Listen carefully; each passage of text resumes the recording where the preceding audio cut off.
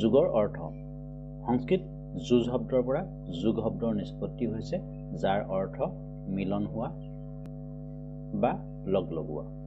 এই মিলন হৈছে শৰীৰ আৰু মনৰ মিলন, আত্মা আৰু পৰমাত্মাৰ মিলন। দুখ বেদনাৰ পৰা পৰিত্ৰাণ পাবলৈ পৰমাত্মাৰ লগত যোগাযোগ স্থাপন। মন, অনুভূতি আৰু বিবেকৰ দৃঢ় নিয়ন্ত্ৰণেই হৈছে যোগৰ বিশেষত্ব। ঋগ্বেদ আৰু অথৰ্ববেদত যোগ মানে বহু বস্তু বা দ্ৰব্যক একেলগে লগ লগোৱা বুজাইছে। জীৱনৰ সফলতা বিফলতা, জয় পৰাজয়, সিদ্ধি অসিদ্ধি, অনুকূলতা প্ৰতিকূলতা, এই সকলো পৰিস্থিতিতে সমভাৱে থাকিব পৰাকে যোগ বুলি কোৱা হৈছে। যোগ সাধনাত সিদ্ধি লাভ কৰা সকলে সুখ দুখ, জয় পৰাজয় সকলো অৱস্থাতে একে থাকে। যোগ 6 প্ৰকাৰৰ: হঠযোগ, কৰ্মযোগ, ৰাজযোগ, ভক্তিযোগ, মন্ত্ৰযোগ আৰু জ্ঞানযোগ। আমি সাধাৰণতে যোগ বুলি যিটো বুজো, আসন, প্ৰাণায়াম, এইবিলাক হৈছে হঠযোগৰ ভিতৰুৱা। অৰ্থাৎ বিভিন্ন মুদ্ৰা, প্ৰাণায়াম, আসন আদিৰ দ্বাৰা শৰীৰ আৰু মনক একগ্ৰচিত্ত আৰু পবিত্ৰ কৰাই হৈছে হঠযোগ।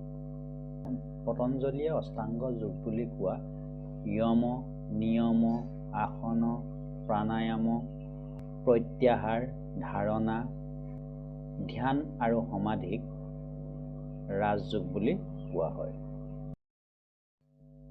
যোগৰ সংজ্ঞা: পতঞ্জলীয়ে যোগ দৰ্শন গ্ৰন্থত কৈছে, যোগ চিত্তবৃত্ত নিৰোধ, অৰ্থাৎ যি উদ্যমৰ দ্বাৰা চিত্তবৃত্তি নিৰোধ হয়, যিকোনো অৱস্থাতে চিত্তবৃত্তিযুক্ত নহয়, সিয়ে যোগ।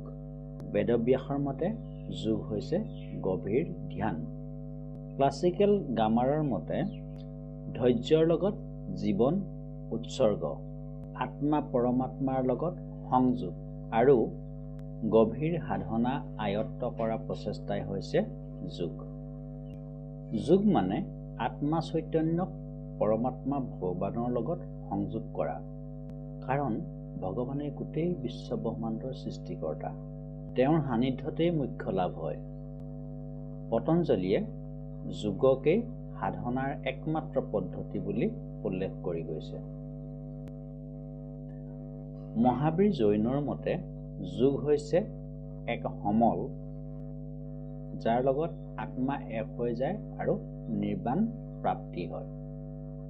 ভগৱান বুদ্ধই যোগক সংযম ৰক্ষা কৰি শান্তি আৰু নিৰ্বাণ লাভৰ পথ বুলি কৈছে।